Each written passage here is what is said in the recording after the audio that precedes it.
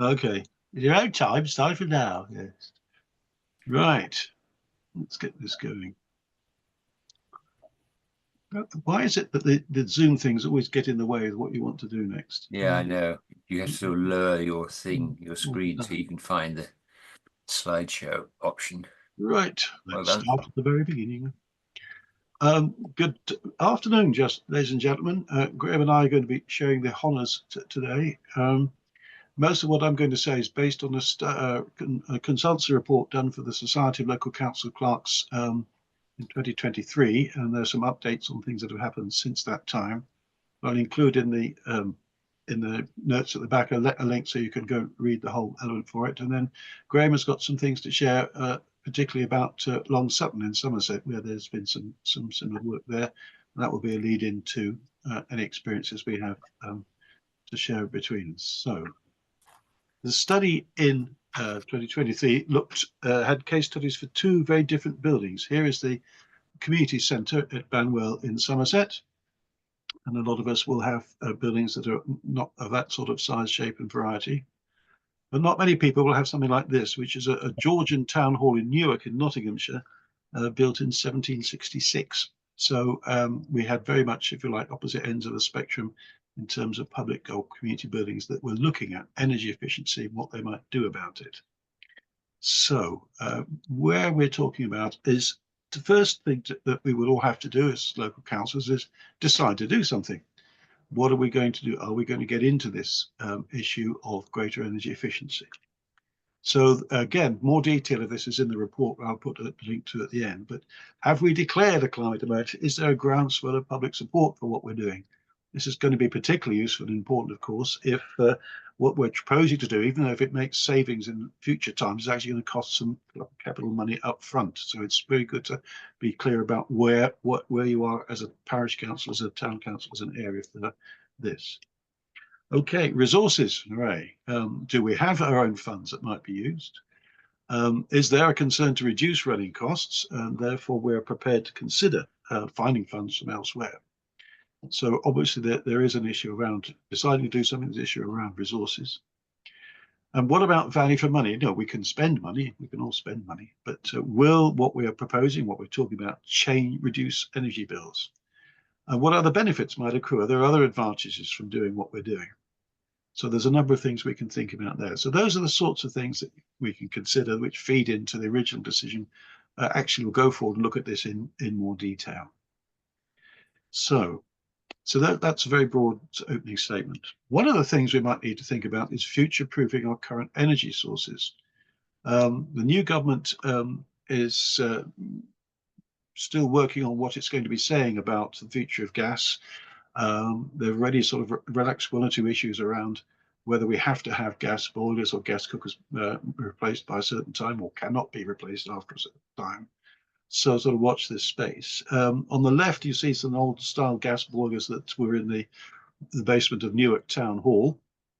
I haven't had the latest information back from Newark. I've been trying to get it to discover what they would have to tender to replace them. So I haven't got your picture of what they've got now, but that's what they had then. On the right is something very familiar to us in rural areas. We're not on the gas network. Then, if we're not using electricity, oil or LPG gas tanks such as this one are very common sight, and that is one actually that was at the back of Banwell Community Centre. That's what they've been working on before. So there we are. So it's not just about looking at the present. It's not just about looking at resources and value for money. It's also about looking ahead. What do we, is that might now, if we're going to make any major changes to our energy sources, might now be a good time to do it for various reasons. So that's something else to be thinking about. Okay. So we're looking at our building. We're thinking about what can we do about it. Switch off. Put that light out. Switching off the lights and radiators. Some of this is very regular stuff. Sometimes, of course, we let these buildings out to lots of people who don't always pay attention to these details, but there it is. Having a timer for the boilers and heating systems so that they only come on and off at certain times, managing the temperatures of the hot water storage. There's issues around hot water storage, and if it's above 60 degrees C, I think there are health and safety concerns about that. So distributing at 50 degrees meets a health and safety concern as well as energy savings. What about checking our system? Is it going to be working all right? Let's make sure it's giving us our best opportunity. And there are other changes we might make, not just about the building, but the other things that we do as parish and town councils, but also in terms of procurement. Who are we going to buy services from? Is it not just about their technical expertise? It's just not about their prices.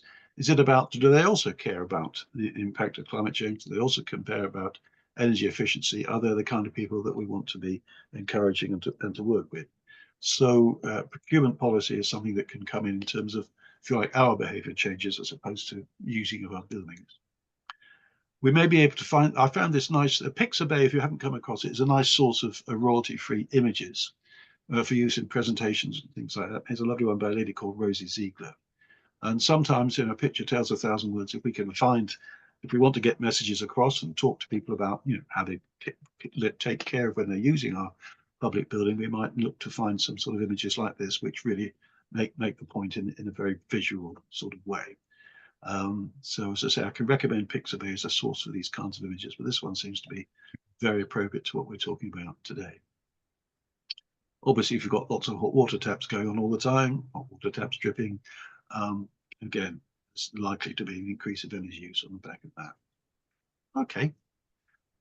Basic improvements to the building. What can we do? Worked. Double glazing or secondary glazing. I'm chairman of a community library in Metchardine and Forest of Dean, Gloucestershire.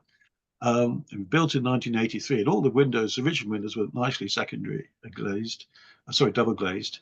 But then, as an afterthought, there was a children's centre added on the side. So it looks like it was built at the same time, but they've only got single glazing. So one of the things we're looking at there is adding secondary glazing to that particular part of the building. Otherwise, you see, the heat just rushes out that end of the building. Fixing cracks and holes, yes, certainly. Insulating water pipes, naturally. Short objects are not blocking radiators. Sometimes we may be spending a lot of heat and energy just not getting the benefit of it because things are stopping the heat from circulating around. What about induction hobs for cooking in terms of what we've got? Certainly, if we're going to switch from gas cooking to electric cooking, we can get some advice on what are the best things to be doing there. And wall, floor, and roof insulation, not always possible with every building, but obviously something to consider in each case. So there are things that we can look at to be doing. And as I say, the study document that I'm going to give you a link at the end does give you a larger checklist. We can look at all these things in such more detail. Here's a bit of a picture from the case study report on Banwell. Yes, in terms of looking at the insulation, yes, there is insulation. You can see the more insulating panels going in there and so forth. But if there are any gaps in the panels, then that can obviously reduce the effectiveness of any insulation and so forth. Again, it sounds obvious, but again, two things. We can look at what insulation we've got already, but we can also say, if we're going to put some more in, let's make sure that it's done properly and effectively, and there's not sort of gaps to allow heat to escape.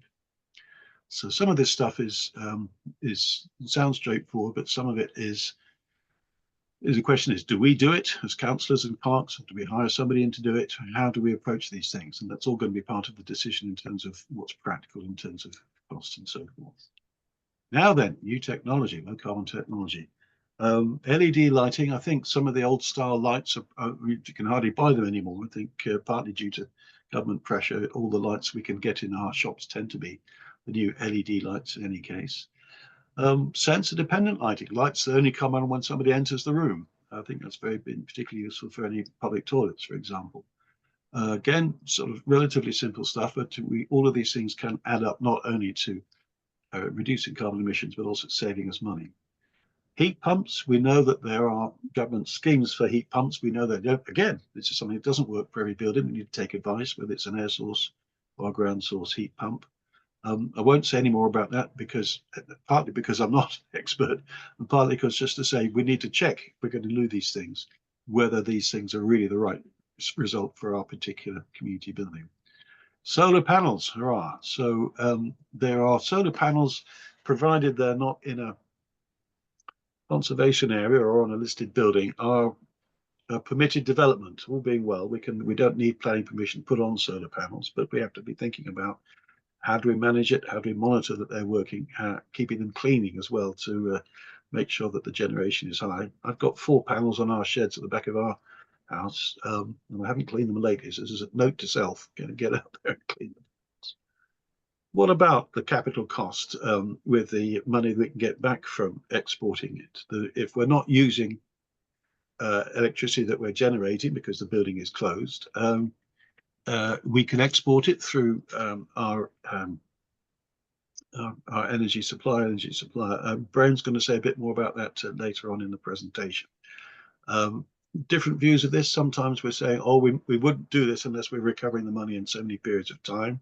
Another view of it is it's saving running costs and reducing carbon emissions anyway.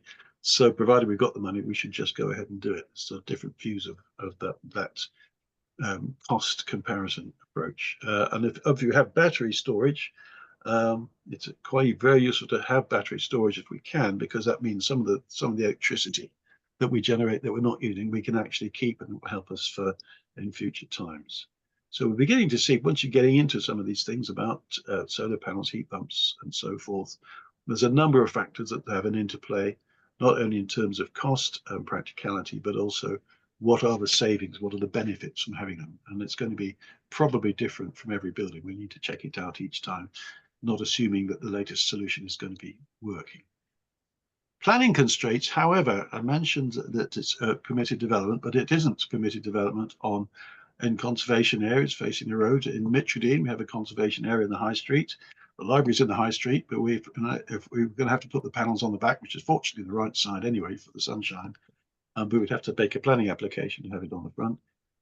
Newark Town Hall, Grade 1 listed building. As you can see, it would have been ideal for solar panels, but certainly 2 years ago, the conservation officers and the planning authority were not keen, even though people in the town could not see the panels from street level, they were very dismissive of that idea, being rather perhaps overprotective of the heritage.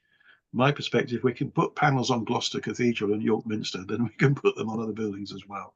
But there's a little local difficulty about that. I'm hoping that Newark has managed to get around that for reasons I'll explain in a minute. But that can be an issue if you've got a listed building. If it's in a conservation area, you may find that there's a planning issue to get across. Conservation officers, like all of us, tend to do their jobs in different ways. Planning inspectors seem to not work from the same hymn sheet when it comes to matters to do with climate change. Some planning inspectors will like some things, some planning inspectors won't.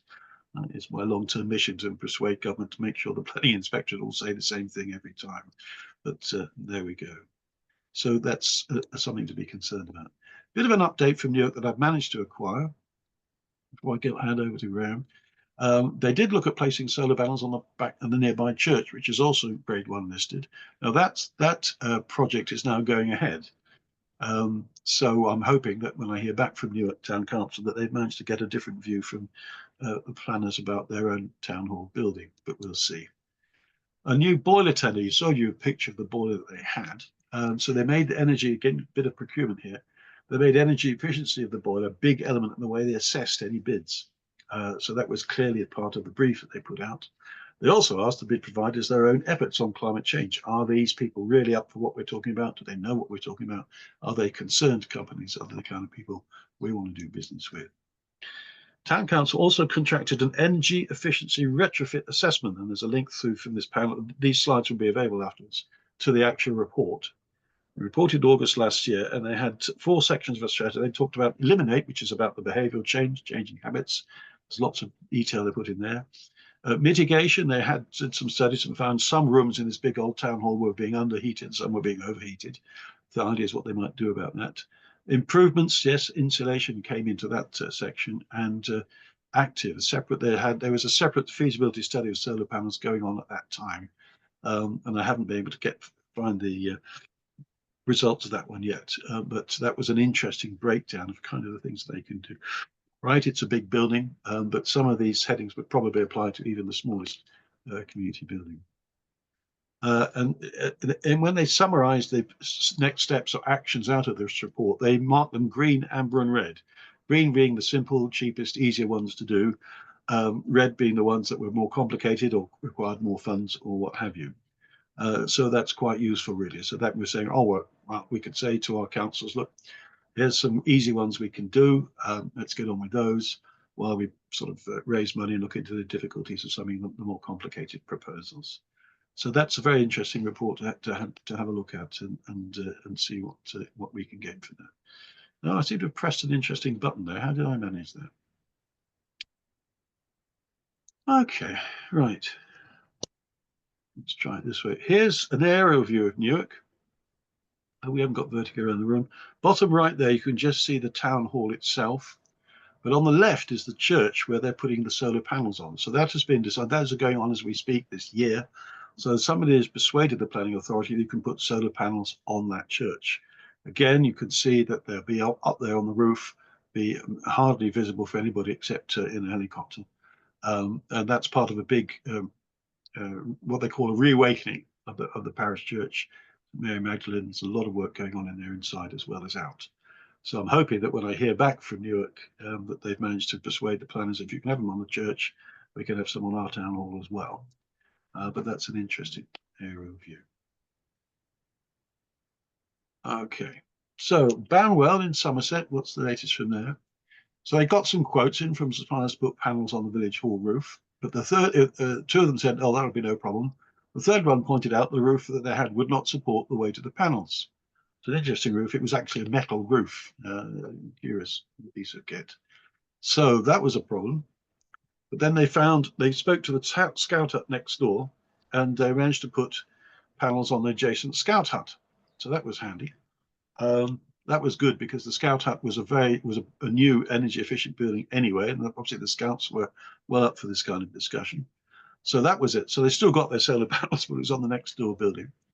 That all worked well, and they got put in another 2 batteries as well. So they've actually got, I think, 3 batteries in all in that particular arrangement. They did say back, and I don't know if Liz is with us yet, but a certificate of competence is something which you can get through an oral, actually an oral exam, funny enough.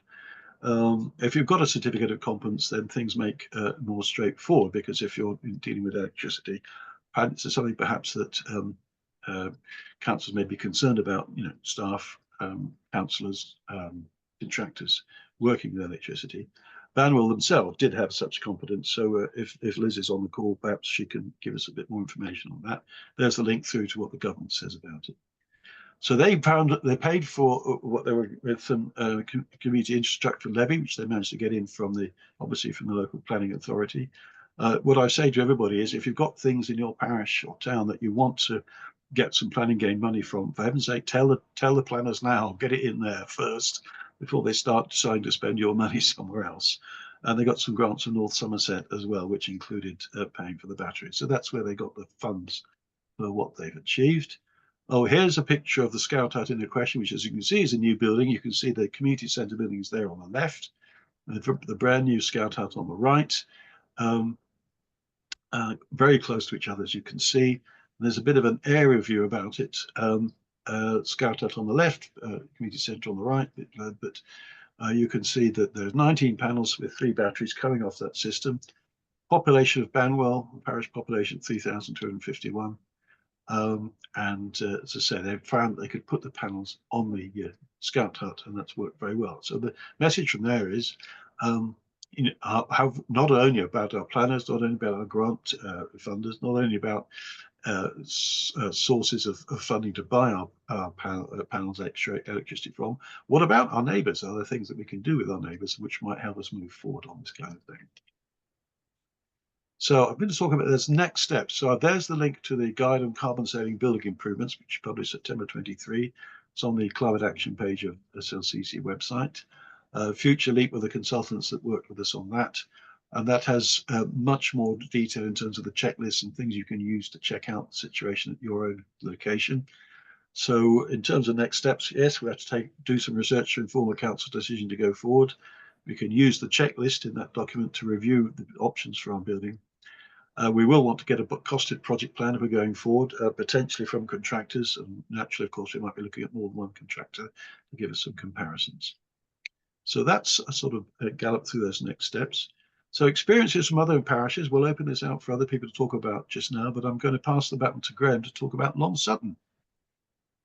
And good afternoon to everyone. the bird's eye view of Long Sutton, which back in 2016 decided they were going to put solar panels on. And this is one of the larger installations that I've seen. So 120 panels is what we paid for, and you can see them all there on both sides of the roof. They include the inverter as part of the installation, but there are no batteries at the moment because back in 2016, the battery development hadn't happened with the mass production that we've got nowadays for battery packs and Tesla power walls and that sort of thing. So no batteries, but this was for a village with a comparatively small population. So 550 buildings in Long Sutton, not that many people. But it was done back in the days when you could get a feed-in tariff from the local energy supplier, and it is generating about £6,000 a year. So you can see that the whole thing was paid off by its own costs, energy earnings in 5 years. And it was all done by internal planning. Although the village hall is a completely separate organizational building from the parish council has to provide the trustees. And the trustees all agreed that the parish council money should provide the funding, which they did from the precept up to the precept that year, just to make sure they could cover the costs. And then over the next 5 years, it was paid back. And then now the £6,000 a year goes to the village hall, which was very helpful because it then meant that the village hall itself could be upgraded along the lines that Andrew has just outlined. So they completely stripped out the ceiling of the entire village hall and replaced all the insulation with the latest standards, and then put it all back again. For anyone who's contemplating doing this, just a little tip. There is an overhead projector hanging from the ceiling in this village hall, and they put it back fractionally out of place. So you cannot now adjust. There is insufficient room for error to adjust the overhead projector to match the screen. So you've either got to move the projector or you've got to move the screen, whichever is the least expensive and difficult. But it's one of those tiny little things that no one ever thinks about to say to the contractor, you've got to put it back in exactly the same place. And they failed dismally. However, the insulation has worked wonders, and therefore simultaneously we put in 2 air supplied heat pumps, which you can just see on the right-hand side of the building midway along, 2 little white blobs. They are the heat pumps for the building, and they are superb. First of all, the costs have come down of supplying the energy, partially because of the insulation, but partially because the heat pumps are so efficient. Secondly, you now get air conditioning in the summer, and as our summers heat up, so that becomes more and more important if you're running all sorts of activities in the village hall, and this one is particularly active. So it was really meant to be a positive story for everyone who's maybe considering doing this. It really did work in Long Sutton. It's a very successful installation. It's paid for itself. It's now generating quite a lot of cash for the village hall, and the energy bills are substantially reduced because of the insulation and the heat pumps. Heat pumps, just for those of you who are considering doing them, are fantastic insofar as they generate 5 times more heat than the energy that they use generating it, which is extraordinary, I find. But nevertheless, that's one of the factors, is that they're very efficient, which is why a lot of push is being made to do heat pumps. It's a masterpiece of puzzlement to me why they aren't included in the current planning instructions for new builds, but never mind. The second thing, just to back up what Andrew was saying about radiators, we do have an issue with the local church, which was built in the 12th century and has stones and walls and everything to match, plus very high ceilings, huge amounts of air to heat. So we have a major problem with the oil-fired central heating. One simple step that made a substantial difference was to go around with a vacuum cleaner and clean out all the radiators, which are tucked away neatly behind vented cabinets. But if you sort of look inside the cabinets, they're all full of dust and dirt that's accumulated over the years. So an annual cleaning of the church radiators makes a difference. And also for people who are looking into their churches, there is a degree now of pew heating that you can get, under seat heating. And apparently if your bottom is warm enough, it doesn't matter to you too much how what the temperature of the air is. So I just pass that thought on for people. And just a couple of thoughts again, just to think about. Andrew mentioned that saving water was a good way of reducing costs. So I was recently on a modern ship which had a sign by the sinks in each cabin that said, please turn off the water whilst you're brushing your teeth. You can save up to 17 litres a day by doing that, which struck me as an enormously large number. But if people do just run the tap whilst they're brushing their teeth, that's an obvious area where we can change habits. And the other thing, again, that I put into people who are considering these sort of upgrades, we've recently in our house put in the Hive thermostats and heating system, which means that you can do everything on your smartphone.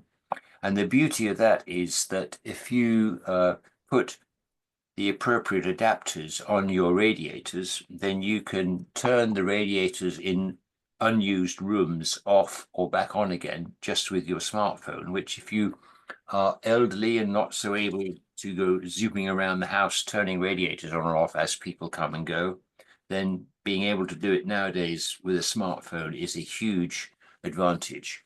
And the beauty of the system is that if you're not cash rich at the start, then every time you get a spare £50, you can add another one to another radiator. The system doesn't need any changes. You can just add what you're doing each time. So I throw that in as an idea that I hope helps people. And lastly, it's been my experience, A, I live in a listed house, and B, a lot of the buildings around the parish council buildings are listed buildings. The planning authorities around the country are varying hugely, as Andrew said, in what they will or will not accept. But the general view, and certainly I think pressure is now being applied to people to say that never mind the conservatism, you've got to get the energy efficiency, you've got to get climate change under control. And so they're being more lenient on putting solar cells on the roofs of listed buildings on the grounds that there's no much point in saving all the listed buildings if there's no people alive to see them. So you might as well keep people going on the planet. So I just, again, that's my recent experience has been that the planning authorities are being instructed or certainly invited to be a bit more lenient about solar panels. So I think, is that the last slide? Yeah, that's it. I just mentioned that the Wi-Fi dongle on the inverter on your rooftop system is crucial. We discovered, again, in Long Sutton, there was 120 panels. We discovered after about 3 months when the feed-in tariff bonus did not arrive as expected, that the inverter had managed to break itself.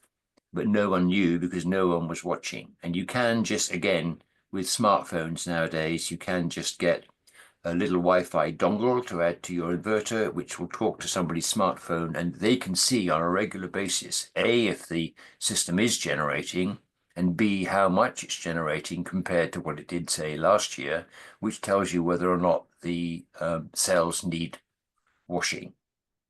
So I just add that to everyone. Those are local experiences. Now open up to everybody else who'd like to contribute, please. Well done, Gary. That's very instant.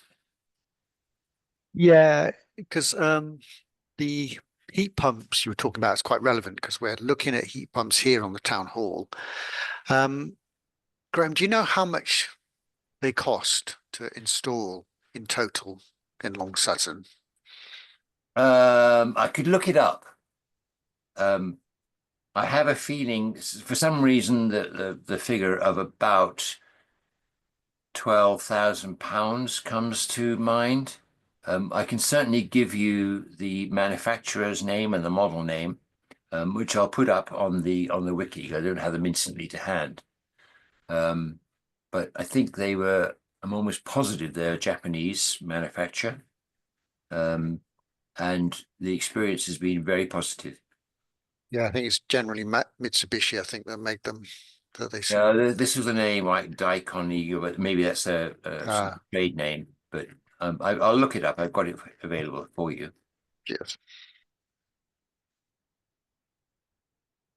Thanks for that note in the chat, Andrew. There's also last July there was a Historic England published a guidance on adapting historic buildings. They've started to allow secondary glazing, for example. Yeah, if we've got historic buildings, Historic England are the people to check out. Thanks for that, Andrew. Stuart. Hi, I've got loads of questions and comments. I'd like to ask Graham, are the two air source heat pumps air to air to enable to do the cooling as well as the heating? Yes, we put registers into each of the rooms, which blow either hot or air or cold air, and then thermostats on each wall so that you can control the individual rooms to different temperatures. And how many kilowatts are they? Again, I'll have to look it up, Stuart. I'm sorry, I don't have those numbers to hand. But just to answer Gary's question, I've just had a single large room air-to-air heat pump installed, and the all-in cost was £1,500. Whoa, remarkable. Yes, and I think when people start talking about heat pumps, they automatically think of a big air-to-water heat pump using hot water, central heating, and domestic hot water. And I think individual air-to-air units might, in many circumstances, be a much better option. They will cool as well as heat, and I think overheating is going to become a bigger problem than keeping people warm in the near future. And overheating kills more people than cold does. But they don't attract the government subsidy. That is just for the big air-to-water heat pumps. The thing people don't tell you about having a heat pump installed is that you also need to have a hot water cylinder. And most modern houses don't have room for that. That you may need to oversize your radiators. And certainly if you've got microbore plumbing, you will need to replace all that if you're going to run air-to-water heat pump. All right. So it's just a few comments. As well as SEG, I found another sort of feed-in reimbursement, if you like. I've signed up with a company called Rowan Technologies, and they just measure how many kilowatts of renewable energy you've generated and pay you either 7 pence or 5 pence per kilowatt. It doesn't have to be MCS registered. It's done over a sort of blockchain computation, and they sell those as registered carbon credits, which is how it works financially. Thank you. I think I'll leave it there. Okay, you're right. Don't let me stop you. Yeah, I see lots in the chat about different rates from different energy suppliers.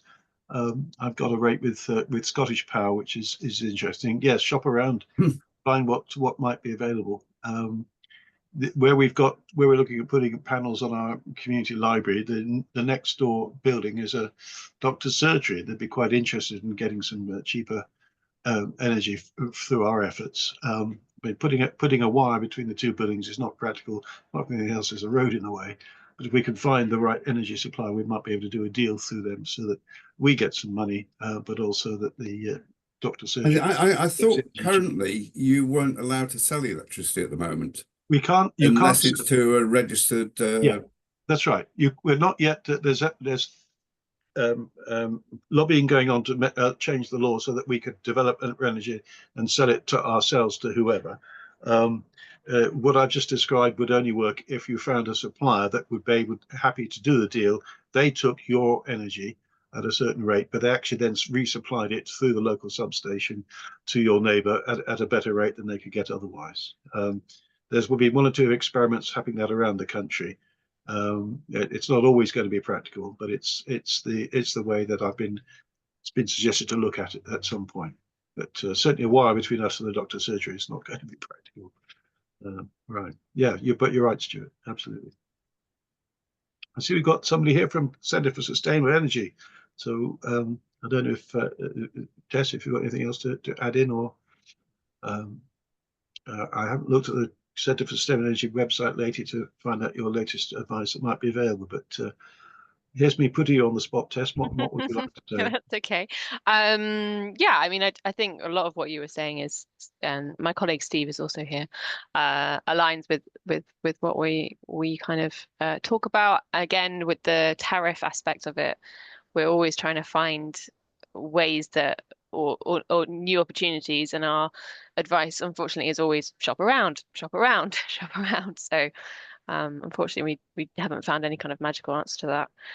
The Historic England documents are something that we always advise on. We do have a community buildings resources page, which I was just dropping into the chat, which I don't think has had any big updates lately. But yeah, no, it's just interesting because, well, I don't know if Steve wants to jump in, but he often does audits of community buildings and helping people out to figure out what's sort of the next step, and we invariably have funds, etc. So it's just quite good to hear what people are up to. So I will just drop that in the chat there in terms of what we've got. Lovely job. Thank you very much. No worries. Stephen, have you got some wisdom on surveys? And I wish. No, I think it's really nice actually just speaking to other people that work in this space. It seems our community buildings are many and varied and face a whole array of challenges, and it can be really quite difficult to actually get good information around how to heat a church or how to heat this building that's not used very often. And yeah, no, happy to share ideas and learnings, and yes, yeah, don't really know what else to say, but thank you for your presentation. well, no, thanks for coming. And to say, Tess has put you on the spot, so there we go. Blame where blame is due. But CSE, Centre for Sustainable Energy, have been working in this area in many ways for a great time. And Future Energy Landscapes is one of your more recent projects as well, isn't it? So you're the good guys, absolutely. There was one thing I suppose I should try and plug if I can. We are in the process of developing a survey offer that we can offer as a sort of paid for thing. So if any groups are looking for surveys and they do have funds to pay for things, then do reach out to us. Sure. Well, if you'd like to whiz that across to us, Steve, we'll be happy to share that around. Yeah. Certainly. Thank you. You've got people already saying, "Oh, yes, we can have some of that." Thank you. Again, shop around. So there are consultancies around the place. So see what might be available. I don't know if there. I mean, Stephen, you may know. Is there yet a professional association for people who do these kind of surveys and retrofitting and so forth?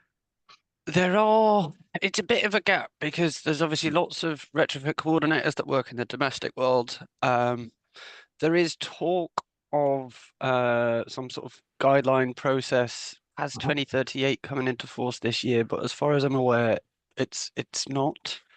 At the moment, there's training for sort of non-domestic energy assessors, but a lot of that training seems to be geared at more commercial buildings like offices and shops and stuff. So no, we find ourselves in a bit of a strange world. Yeah. Well, it's the same for my old working area of community-based regeneration. There isn't a professional association for it, and so you have to shop around and get recommendations from people.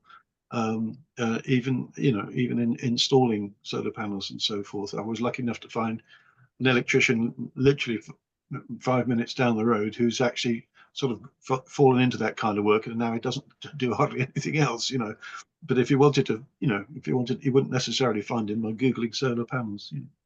So there we are. There has been suggestions that one of the things we could do is a great collaboration, with a bit of care from our side, is to make a list available of various practitioners, consultants, professionals around the country for some of these skills that the average community or parish council doesn't have in house. So that idea we're alert to that. We haven't progressed it in any detail yet, but I think that is something we could be doing, because of course people in the public sector find it very difficult to recommend in any way people in the private sector because of various rules and regulations. We're not quite so bound as a great collaboration. So with the usual caveats, we might well be able to help people by saying, oh, you're in Somerset, try these guys.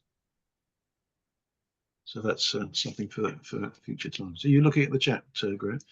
Yeah. I thought you was. I've also been adding things to it, and I've just got one more message particularly for Gary. So the manufacturer of our air-to-air heat pumps was a company called Daikin, D-A-I-K-I-N. And let's put the model number up for you. Yes, I think I've heard of those as well. Yeah. FTX S35. I've also, in another life, attended something as an event by Innovate UK, and it was an event of trying to get local government and inventors, new innovators together to talk about the issues. And of course, particularly with levels of government, we're obliged to sort of seek quotes, different quotes for different activities. If a great new idea comes forward and it's one of a kind and it doesn't really compare with anything else, it can be quite difficult and possibly easier for parishes and towns and other levels of local government to simply go for it. And the suggestion then was, if there was some kind of independent panel that could look at these new inventions and give some sort of good housekeeping seal to them, that make it easier for people in local government to take advantage. But that was something that came out of that conference. That was really a big issue for people that were developing new technology. How do they get it?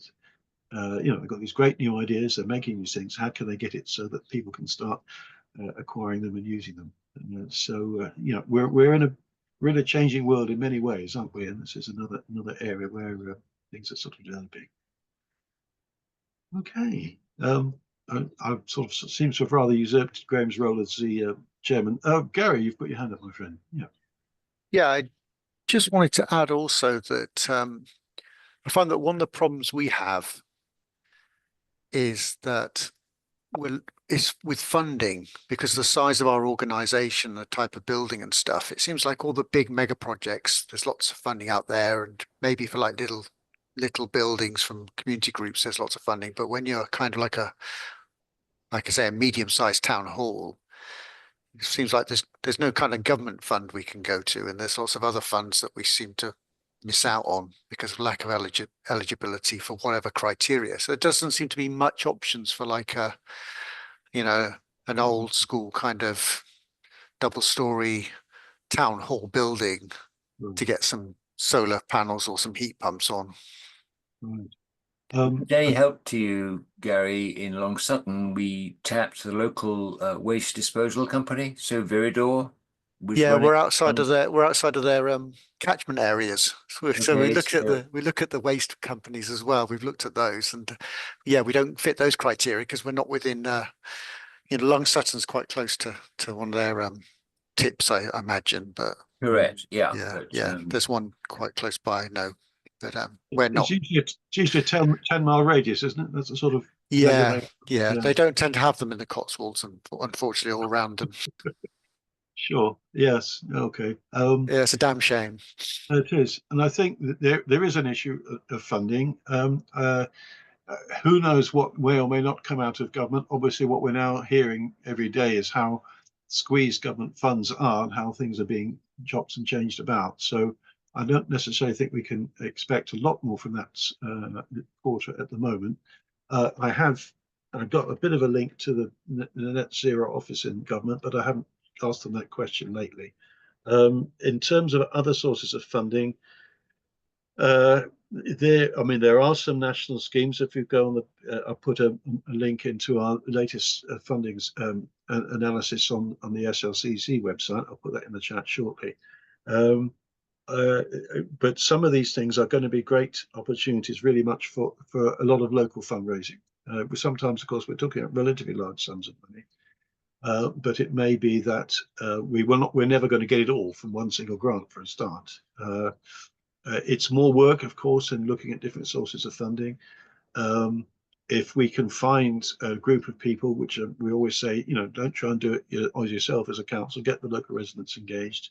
We can find people that are involved and can help looking at raising money for these things, the old thermometer outside the building, what have you. That would be good. I firmly believe every project has its time.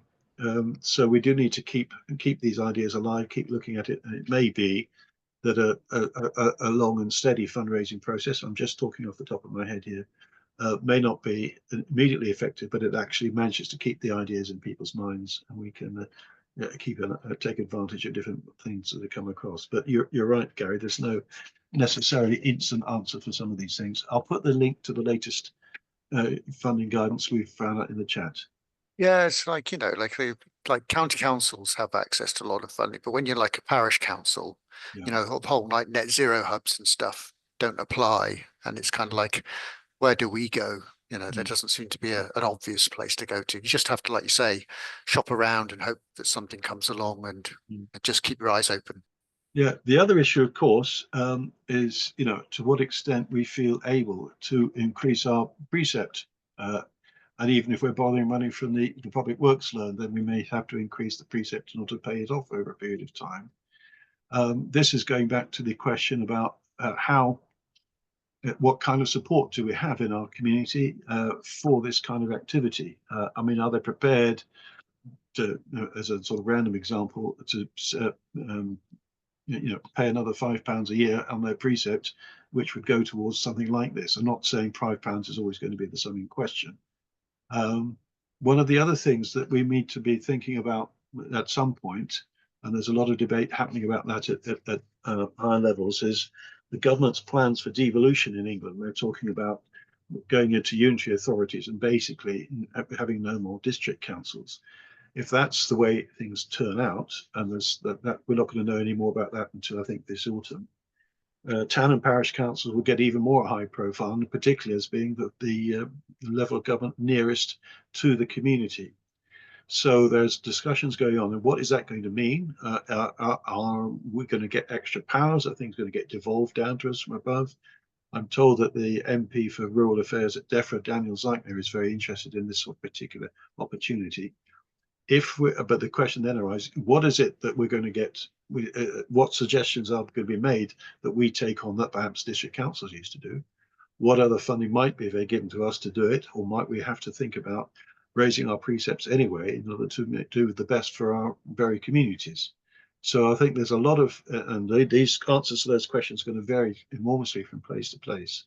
But in terms of future proofing and looking ahead, we might have to keep that in the back of our minds. I know a number of councils, well, a lot of councils, because of the general increase in the cost of living lately, are very reluctant indeed to increase their precept at all. And that's an understandable point of view. These are things that shouldn't be done lightly, of course, and can be discussed in more detail. But I'm thinking that actually, put it this way, if we're going to, I think potentially increasing the precept, it's got to be part of the conversation somewhere along the line, even if it's decided not to do that. So, I think there are a couple of other thoughts I've got too. So if you look at the return, and I'm not sure that the money that the energy grants that you get now instead of the feed-in tariffs, the They were just a few pence per kilowatt, sort of miserable, something like 4, I think, 4 pence. But as more and more energy suppliers are discovering that more and more people are actually quite keen on doing this, and therefore they get more customers, so the rates are going up. But that £6,000 that we generated in Long Sutton is something like a 20% return on the money. So if you've got people around you who happen to be wealthy and are looking for something to do with their money, 20% is a pretty high rate of return. And you're almost guaranteed to get it because you're always going to be using electricity. And if the electricity, the surplus, is earning cash, then you might want to interest people in that. And also, I'm aware that in the southeast of the country, there's an organization called CESCO, which is C-ESCO, which is looking into doing the same sort of thing with solar panels and heat pumps and so forth, as you can now get with your town public EV chargers, where there are organizations that will take on the entire cost of the installation on the grounds that they get the savings that you make on the electricity from there until the loan has been paid off. And thereafter you get your export grant money. So initially when they've covered all the costs for you, then the energy grant that you're getting in giving money, or sorry, electricity back to the grid goes to them to pay off the capital sum. But again, I think it's quite an efficient way of getting your heat pumps installed without it costing on your precept. So 2 options there. You might help financing from rich people. And secondly, if the CESCO deal goes through, at the moment, there's been a hold up in their funding. Some things has gone wrong with their 45 million that they were expecting. But if it does come through, then that's what they're going to use it for. And I suspect that they're a pilot that could spread across the country if it works. So I just offer that as food for thought.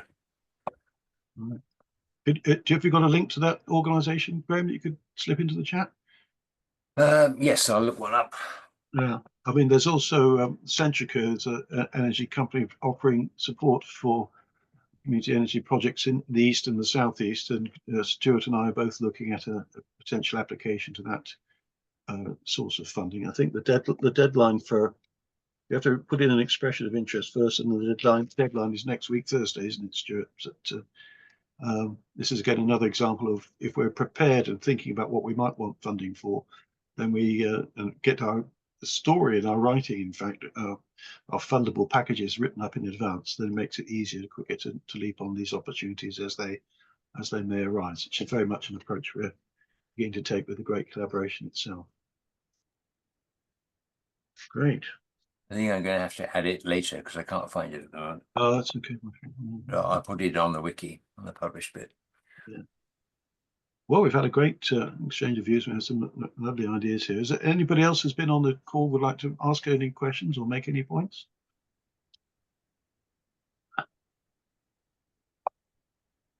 Deathly silence. I was a bit surprised that your whole roof wouldn't take the weight of the solar panels. I'm a bit worried about what happens in a heavy snowstorm. Well, this is the Banwell experience. I think it was because the nature of the structure of the roof was a bit unusual. It was a metal structure, not something I'd ever come across before. Unfortunately, Liz Shaler from Banwell, who was going to come here today, isn't here to give us a better answer to that. But you know, there may be a number of reasons why we can't have panels on our own roof. Maybe having panels on the neighbouring building might be a way forward. Every example is going to be different, isn't it? That's right. Funny enough, just looking at putting 27 panels on our community library building, we've had to, county council who still own the building says, "Yeah, you're sure that's not going to collapse the roof?" So we're having to pay for a consultant, a structural survey, and the guys just come in this morning to check it all out, so we can say to county, "No, it's all right, it'll be fine." But you know, that's it's just more expensive, getting a structural survey to be sure that we know what we're doing. In our case, I've got the same problem. Yeah.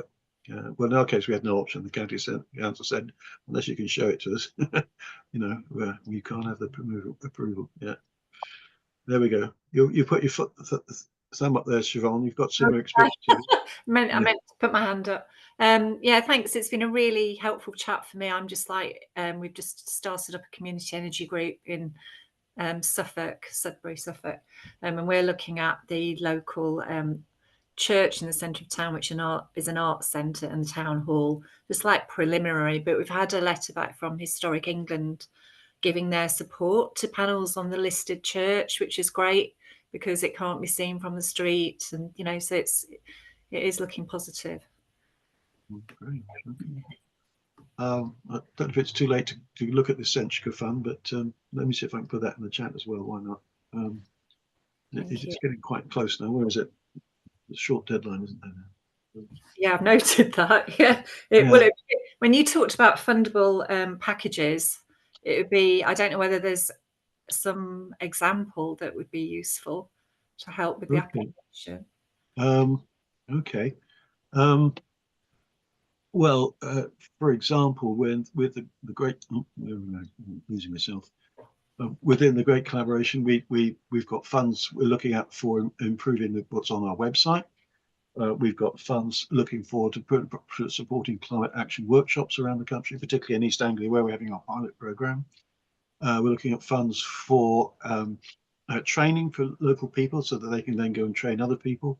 We're looking at funds for county-based advisors, because of the experience of the project in Herefordshire, where they had a single person that was available to speak to councils and go around the area and answer emails and so forth.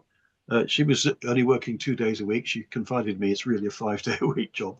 But counties, you know, setting aside future devolution, a county seems to be the right sort of area that people, area geography that people can relate to. And so you can see that there are 3 or 4 different kinds of fundable packages already. You know, we tried to get them all funded through the lottery, but we weren't successful because, again, the other thing is so many of these funds are oversubscribed. People are going to a lot of these things. So having packages, perhaps breaking down what we want into smaller packages, might also be very helpful. We may find it easier to get small bits of funding from several sources, almost certainly, maybe. Obviously, it's more application, it's more work. But the single shot bids, unless they really fit these larger funders like a glove, they're not going to be successful. And it's always a bit heartbreaking when you've spent ages writing on these forms and you can't take them any further forward. So it may be that breaking down what you need into different bits. Who knows? We might find, as Graham was saying, a wealthy person might want to support one part of it. But it's something that we're very much looking at doing ourselves. Yeah. Yeah. Let me get the Centrica thing on the. Great, thank you. Energy for tomorrow. There it is. I'll put it in the chat. Great. Graham, I should hand the chairman back to you. I've been having. Well, I think I get the welcome job of saying thank you all so much for coming, much appreciated, and we'll see you all again next week when the topic will be yet to be determined.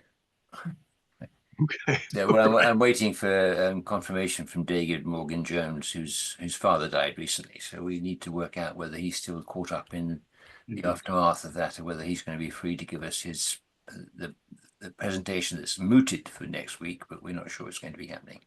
Right. So I will let everybody know. In the meantime, thank you so much for your participation, and I look forward to the next one. Goodbye. Thanks very much. All right. It's going. Thank you.